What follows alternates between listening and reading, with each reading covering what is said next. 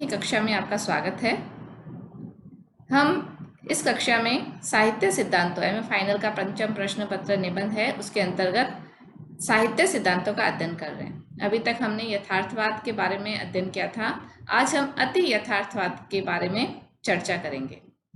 अति यथार्थवाद के संबंध में आगे की बातें हम जानें, उससे पहले हम इसका थोड़ा सा परिचय प्राप्त कर लें कि अति यथार्थवाद कौन सी विचारधारा है, किससे संबंधित है। अति यथार्थवाद फ्रांसीसी मूल का एक कलात्मक और साहित्यिक आंदोलन था, जिसमें एक सहज और स्वचालित तरीके से विचार की अभिव्यक्ति की विशेषता थी। केवल अवचेतन के आवेगों द्वारा शासित तर्क की अवहेलना और स्थापित नैतिक और सामाजिक मानकों का इसमें खंडन किया गया था।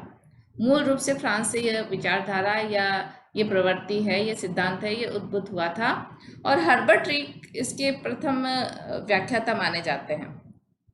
हर्बर्ट रीड के द्वारा इसकी व्याख्या सर्वप्रथम रूप से की गई और इस सिद्धांत के अंतर्गत जो मुख्य बातों पर फोकस किया गया वह था स्वचालित तरीके से विचार की अभिव्यक्ति, सहज और स्वचालित तरीके से विचारों की अभिव्यक्ति।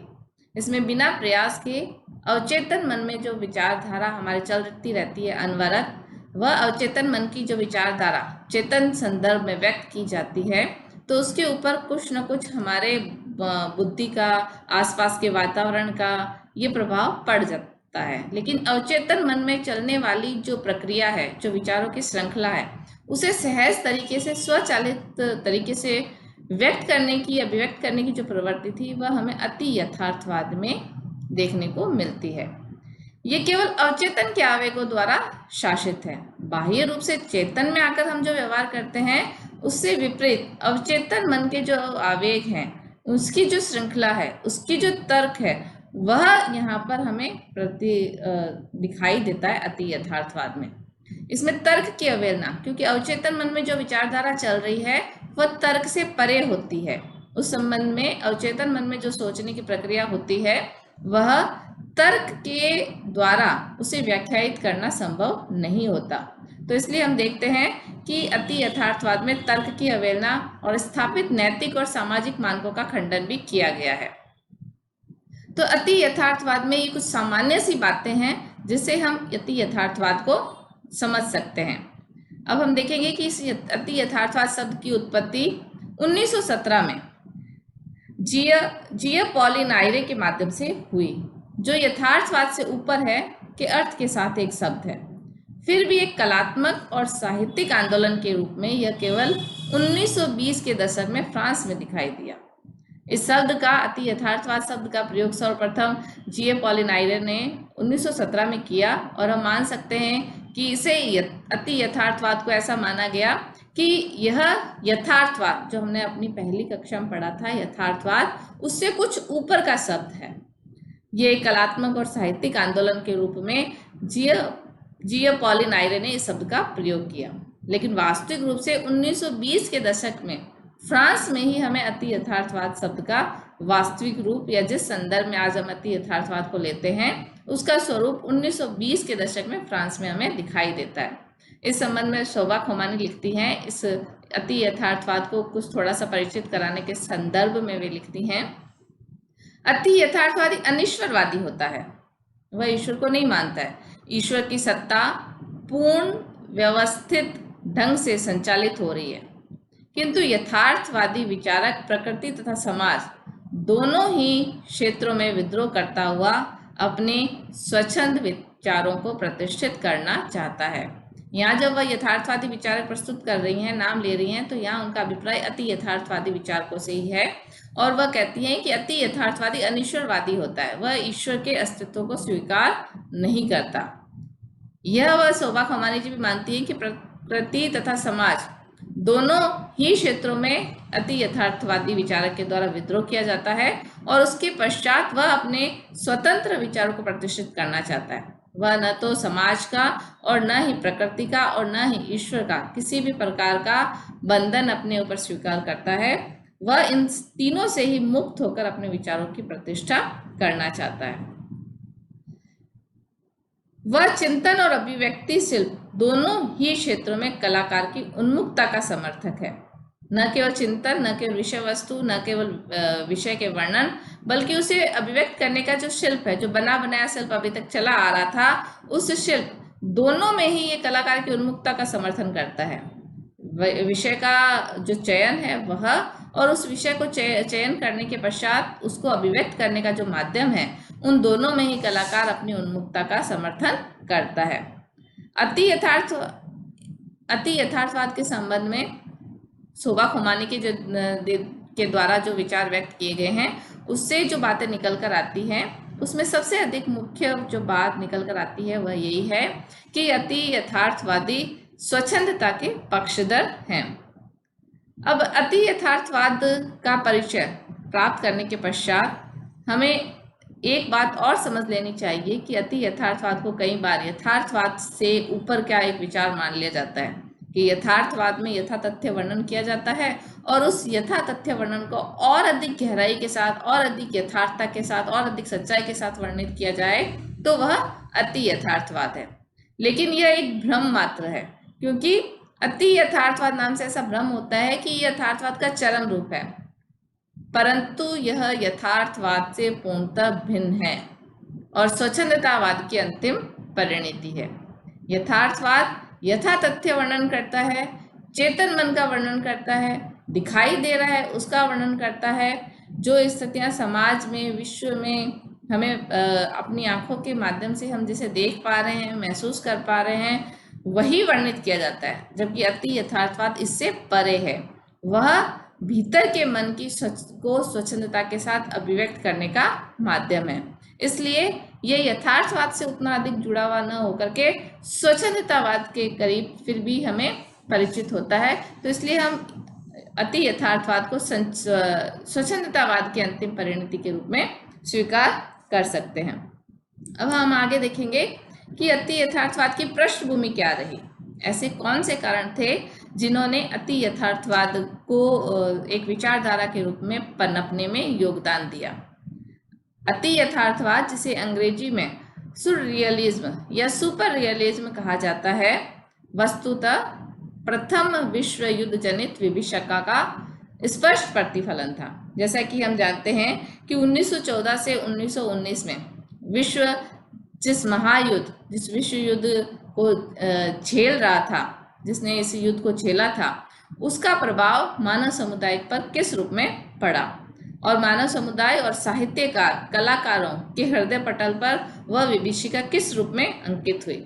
इस विभीषिका के पश्चात, इस विश्व युद्ध के पश्चात हम देखते हैं कि नकारात्मकता, विवेक शून्यता, अराजकता, असंगति, अव्यवस्था, इस प्रकार के जो नकारात्मक विचार है वह आम मनुष्य में, साहित्यकारों में, कलाकारों में बहुत अधिक तीव्रता के साथ, बहुत अधिक गहराई के साथ अनुभव किए जा रहे थे। तो अति यथार्थवाद उस नेगेटिविटी, उस नकारात्मकता के बीच में एक प्रकार का स्वप्न है जिसे अति यथार्थवादी अभिव्यक्त करना चाहते हैं अपनी कला के माध्यम से। अवचेतन मन पर प्रभाव पड़ा विश्व युद्ध की इस विभीषिका का, जिससे नकारात्मकता हमारे अंदर घर कर गई। उस नकारात्मकता से उबरने के लिए, उस नकारात्मकता को बाहर निकालने के लिए अचेतन मन में विभिन्न प्रकार के विचार, विभिन्न प्रकार के स्वप्न, विभिन्न प्रकार की आकांक्षाएं जो खिल रही थी, उन सब का वर्णन अति यथार्थवादियों ने किया। तो इस प्रकार से इसके पीछे विश्व युद्ध के माध्यम से या विश्व युद्ध के पश्चात जो एक प्रकार का खालीपन, एक प्रकार की अराजकता, अव्यवस्था उपस्थित हुई थी, उसी के प्रतिफलन के रूप में अति यथार्थवाद का जन्म होता है। इसी के साथ हम देखते हैं कि अति यथार्थवाद दादावाद के प्रभाव का भी प्रतिफलन था। दादावाद 1916 की एक विचारधारा थी। ट्रिस्टन जारा इसके प्रवर्तक थे और इसके जो समर्थक थे वह स्विट्जरलैंड में निवास करने वाले विभिन्न यूरोपीय देशों से निर्वासित नवयुवक थे। और इस दादावाद का प्रमुख उद्देश्य क्या था? यह नैतिक और कलात्मक मूल्यों और प्रतिमानों का विध्वंस करना चाहते थे। ये नैतिक और कलात्मक मूल्य जो समाज में और कला के क्षेत्र में जो नैतिक और कलात्मक मूल्य थे, दादावाद उन सभी मूल्यों का विरोध करता था। ये युवक अराजकतावादी थे। समाज, धर्म, कला, साहित्य सभी क्षेत्रों में जो स्थापित मूल्य थे ये उनका विध्वंस करके अपने मूल्य स्थापित करने के पक्षधर थे। तो अति यथार्थवाद पर इस दादावाद का प्रभाव भी हम देख सकते हैं, क्योंकि अति यथार्थवाद भी प्राचीन मान्यताओं, प्राचीन मूल्यों, प्राचीन परंपराओं के खिलाफ अपनी विचारधारा अभिव्यक्त करता है। वह हर तरीके से अपने आप को स्वतंत्र रखना चाहता है। तो इस प्रकार हम देखते हैं कि प्रथम विश्व युद्ध की विभीषिका और ये दादावाद जो कि 1917 में स्थापित एक विचारधारा थी, उसके फलस्वरूप अति यथार्थवाद की प्रवृत्ति जन्म लेती है। इसके अतिरिक्त भी हम देखते हैं कि फ्रायड की अचेतन मन संबंधी अवधारणा, फ्रायड जिस अचेतन मन को अपने मनोविश्लेषणवादी सिद्धांत में स्पष्ट करते हैं, अचेतन मन पर किन किन परिस्थितियों का किस किस रूप में प्रभाव पड़ता है, उनके द्वारा अभिव्यक्त की गई वह थ्योरी, हीगेल का समन्वयवादी चिंतन और मार्क्स के द्वारा तत्कालीन अर्थव्यवस्था के खोखलेपन के प्रति जो एक घृणा का भाव हमें दिखाई देता है मार्क्स में, इन सभी तत्वों का प्रभाव भी हीगल का, मार्क्स का और फ्रायड का प्रभाव भी हम अति यथार्थवादी चिंतन में हम देख सकते हैं। इस प्रकार हम देखते हैं कि अति यथार्थवाद की पृष्ठभूमि प्रथम विश्व युद्ध, दादावाद, फ्रायड, हीगल और मार्क्स के सिद्धांतों के अंतर्गत हम अति यथार्थवाद की इस पृष्ठभूमि को या अति यथार्थवाद के कारणों को हम देख सकते हैं। अब हम ये कहेंगे कि अति यथार्थवाद का अभ्युदय कब हुआ, कब से हम माने कि अति यथार्थवाद इस सिद्धांत की जो मान्यता है वह परिवर्तित होना प्रारंभ हो गई। तो इस संबंध में हम कह सकते हैं कि इस संबंध में किसी एक निश्चित तिथि का देना तो संभव नहीं है। अति यथार्थवादी आंदोलन के अभ्युदय संबंधी किसी निश्चित तिथि की घोषणा करना तो संभव नहीं है। स्वयं अति यथार्थवाद के पितामह आंद्रे ब्रेंता, जिसे कहा जाता है कि अति यथार्थवाद के प्रणेता थे या पितामह है, वह कहते हैं कि अति यथार्थवाद मानव के मन की एक ऐसी लहर है जिसकी यत्रकालिक अभिव्यक्ति सार्वकालिक और सार्वदेशिक रही है। आंद्रे ब्रेंता है वही मानते हैं कि हम कह दें कि इस सन से अति यथार्थवाद का प्रारंभ हुआ तो ये सत्य नहीं है, क्योंकि अति यथार्थवाद का जो मूल प्रवृत्ति है, जो मूल गुण है, वह है एक ऐसी लहर जिस पर किसी प्रकार का बंधन नहीं हो, जिस पर किसी प्रकार के नियम नहीं चलते हो, जिस पर किसी प्रकार का तर्क नहीं हो। तो ये प्रवृत्ति तो मानव मन के भीतर पहले से सार्वकालिक और हमेशा से रही है। तो एक किसी स्पेशल तिथि से, स्पेशल सन से हम ये नहीं मान सकते कि अति यथार्थवाद का प्रारंभ इस तिथि से हुआ है। किंतु फिर भी आज जिस अर्थ में अति यथार्थवाद के शब्द का प्रयोग किया जा रहा है, जिस विचारधारा के रूप में और जो जो प्रवृत्तियां इसके अंतर्गत हम मानते हैं, उस अति यथार्थवादी शब्द का वर्तमान अर्थ में सर्वप्रथम प्रयोग फ्रांसीसी साहित्यकार आंद्रे ब्रेंता ने 1924 में अपने घोषणा पत्र मैनिफेस्ट टू सूरियलिज्म में किया। उन्होंने अपना घोषणा पत्र जो अति यथार्थवाद के संबंध में लिखा, उस घोषणा पत्र में उनके द्वारा इस शब्द का सर्वप्रथम प्रयोग किया गया। इस संबंध में एक तथ्य और महत्वपूर्ण है कि अति यथार्थवाद, जब से अति यथार्थवाद का जन्म मान लेते हैं हम, तब से इसमें विविध कलाओं और साहित्य में किसी प्रकार का भेद नहीं किया गया। यहाँ ये माना गया कि साहित्यकार भी एक कलाकार है। तो परिणामतः साहित्यकार, चित्रकार, शिल्पकार आदि एक दूसरे को प्रभावित कर रहे हैं और अपने अपने क्षेत्रों में कार्य कर रहे हैं। अति यथार्थवाद कला के सभी रूपों पर लागू होता है। तो ये अपने जन्म काल से ही अन्य कलाओं में विभेद की अपेक्षा हम यही अति यथार्थता शिल्पकला में भी देखते हैं, अति यथार्थता चित्रकला में भी देखते हैं, और यही अति यथार्थता हम साहित्य में भी देखते हैं।